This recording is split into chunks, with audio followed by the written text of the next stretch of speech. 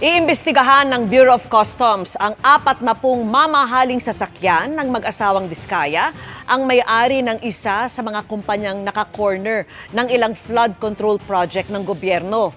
Gustong malaman ng Customs kung lehitimo ang pagkaka-import ng mga ito at kung bayad ng tamang buwis. Nakatutok si John Consulta.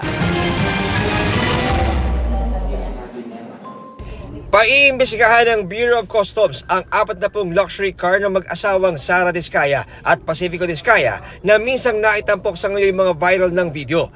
Ang mag-asawang Diskaya ang may-ari ng Alpha and Omega General Contractor and Development Corporation na isa sa 15 kumpanyang pinangananan ni Pangulong Bongbong Marcos na nakaka-corner ng 20% ng mga flood control project sa bansa.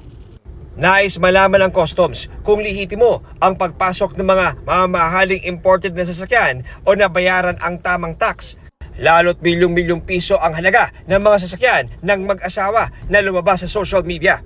Ang minimum doon, magkakaroon man ng seizure proceedings. Pero depende kasi sa level ng hindi pagbabayad yan.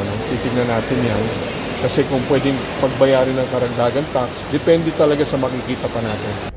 Kadalasang gumagamit sila ng LOA o Letter of Authority kapag may i-inspectioning warehouse o commercial establishment.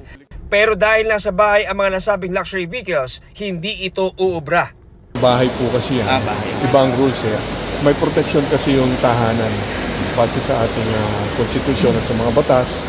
Although of course, yung posibilidad na gamitan lang din namin ng LOA, posible rin yun. Subalit mas maganda mag-ingat po rin ng BOC. Sinubukan namin kunin ang panig ng mag-asawang Diskaya pero wala silang tugon sa aming text at tawag.